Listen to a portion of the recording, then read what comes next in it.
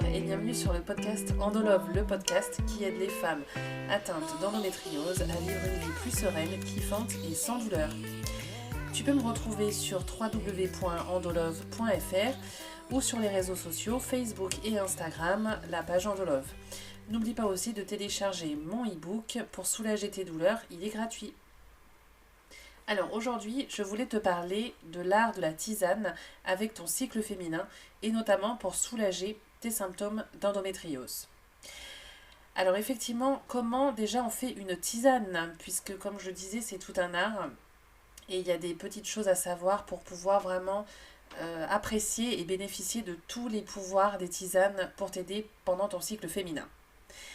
Ce qui est important déjà, c'est qu'il faut faire frémir ton eau, ne jamais la faire bouillir, sinon les propriétés des plantes ne vont pas être libérées comme il faut et elles vont être même détruites par la chaleur. Ensuite, il faut bien couvrir ta tisane pendant 10 minutes, puis filtrer et la consommer. Mais déjà, il faut savoir choisir une plante ou des plantes pour t'aider pendant ton cycle féminin. Alors, comment on choisit ces plantes ? En fait, ce qu'il faut faire, c'est choisir une plante principale avec une action majeure sur laquelle tu veux avoir des résultats et des actions complémentaires. C'est-à-dire qu'en fait, il ne faut pas trop mélanger de plantes pour avoir vraiment un maximum d'effets. Donc je pense que environ 3, maximum 4 plantes suffisent pour avoir une tisane qui soit efficace, qui soit bonne aussi, parce que mélanger trop de goût, ça va pas être forcément très très bon. Et donc je vais t'expliquer un petit peu plus tard dans le podcast comment on va choisir ces plantes en fait.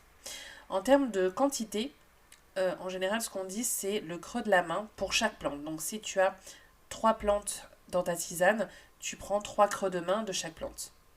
Idéalement, les tisanes c'est entre les repas pour avoir un maximum d'effet et c'est 2 à 3 tisanes par jour. On dit souvent matin à jeun, en général autour du midi et le soir avant de se coucher. Ce qu'il faut savoir aussi, c'est qu'il y a des pauses thérapeutiques, comme on dit, à respecter. C'est-à-dire que pour avoir un maximum d'effets et ne pas avoir d'effets toxiques, il faut en général peut-être consommer ta tisane ou tes tisanes pendant 3 semaines, d'une même plante, je veux dire. Avoir une pause pendant 1 semaine et ensuite recommencer 3 semaines. Ce qu'il faut savoir, c'est qu'effectivement, les plantes peuvent être très puissantes et on sait qu'il peut y avoir des effets secondaires, voire toxiques. Donc il faut être prudent. Alors, concernant l'endométriose, on a plusieurs options parce que quand on souffre d'endométriose, on va avoir envie de soulager des symptômes, de soutenir le foie. Ça peut être aussi de se reminéraliser puisqu'on est très fatigué en général après les règles ou pendant les règles. Donc là, je vais te proposer plusieurs options de plantes que j'adore, que j'utilise et que je bois très souvent. Et vu qu'il y a plusieurs options, tu pourras un petit peu jouer avec tes compositions et voir dans quelle composition te convient le mieux et écouter ton corps et faire un petit peu des tests pour voir ce qui te convient à tel moment du cycle par exemple. Donc pour soulager les douleurs, j'en ai 2 qui sont mes 2 favorites. La première, l'Achillée millefeuille, que tu connais très bien parce que j'en parle beaucoup dans mes podcasts et sur mon site. C'est vraiment la plante qui a changé ma vie, l'Achillée millefeuille, et qui a vraiment en grande partie permis de soulager mes douleurs de règles. Donc l'Achillée, tu peux la boire pendant les règles et en phase lutéale, c'est-à-dire la phase juste avant les règles, parce qu'elle va permettre à ton utérus de se préparer, de se détendre et donc d'avoir moins de douleurs. Tu peux aussi utiliser le framboisier. Le framboisier, à éviter pendant les saignements, mais c'est vraiment la plante amie de la femme, quel que soit le moment de la vie, je dirais. Donc pendant les règles, hors des règles, en ménopause, pendant l'adolescence, c'est vraiment la plante amie de la femme. Elle va aider à régulariser le cycle et aussi à gérer les douleurs. Ensuite, on a des plantes qui vont aider à soutenir le foie. Pourquoi c'est important de soutenir le foie quand on a de l'endométriose ?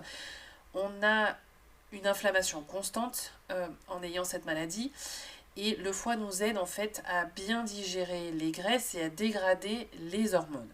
Donc d'autant plus si tu es sous traitement hormonal, sous pilule ou d'autres traitements liés à l'endométriose, il va falloir vraiment soutenir le foie, ça va être important pour que tu te sentes plus en forme et que tu élimines aussi les hormones, les mauvaises hormones on va dire. Donc pour faire tout ça, le romarin est la plante qu'il te faut. Ensuite, on aura aussi sûrement besoin de se reminéraliser, c'est-à-dire de refaire le plein de minéraux, notamment après les règles, qui est une période assez compliquée en général, fatigante. Et à ce moment-là, l'ortie est la plante qu'il te faut pour te reminéraliser. Elle est pleine de fer. Elle est vraiment bourrée de fer. Donc en général, moi, je la bois juste après les règles pour me faire du bien et me donner un petit coup de fouet après cette période qui est toujours un petit peu fatigante. Après, on a d'autres options. Par exemple, si tu as un flux abondant ou très abondant, l'ortie va t'aider à la fois à régulariser et à te reminéraliser, comme je te le disais tout à l'heure. On a aussi le lamier qui est vraiment aidant et qui va régulariser en fait les flux. Et enfin, ce que je te propose aussi, c'est une action plus apaisante. Dans ces moments, alors que ce soit avant les règles avec le syndrome prémenstruel, pendant les règles où on est toujours fatigué, on est un peu énervé, on aura besoin en fait de plantes qui vont nous apaiser. Et là, j'en ai 3 que tu dois vraiment avoir dans ton placard. On a la lavande, la camomille et la mélisse. Avec ça, tu peux vraiment pas te tromper. Tu vas vraiment apprécier les bienfaits. Elles sont vraiment calmantes, apaisantes. Et je te conseille vraiment de les boire, de les consommer régulièrement. Donc, tu as toute une série de plantes pour te soutenir pendant ton cycle. Ce que je voulais te dire aussi, c'est que en fait, les plantes vont vraiment t'aider dans une approche globale. Donc effectivement, si tu consommes encore un McDo par jour, tu auras beau boire des litres de tisane, on est d'accord, ça ne va pas servir à grand chose.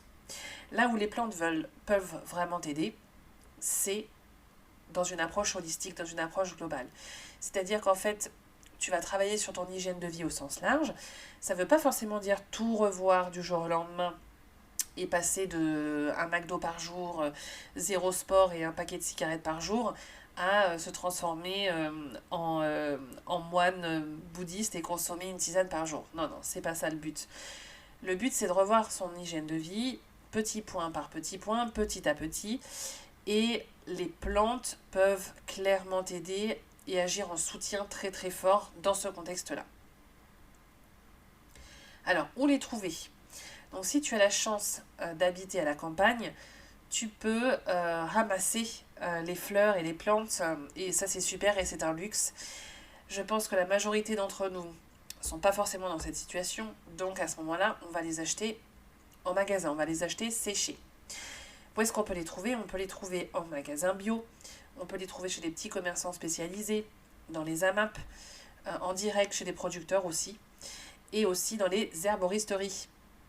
Elles fleurissent un petit peu partout dans les grandes villes notamment et je sais que là où j'habite à Nice, il y en a de plus en plus. J'adore aller dans les herboristeries. En général, les personnes qui travaillent dans les herboristeries sont des passionnés, qui partagent beaucoup de connaissances, qui sont des puits de science. Et je pense que c'est important de perpétuer cette tradition, cette connaissance, ces savoirs et de les partager autour de nous. Donc n'hésite pas à aller en herboristerie, c'est important. Voilà, j'espère que ça aurait pu t'aider à composer tes tisanes. N'hésite pas à consulter endolove.fr et me faire part de tes commentaires. Et je te dis à très bientôt pour un prochain podcast Endolove. Merci, bye bye.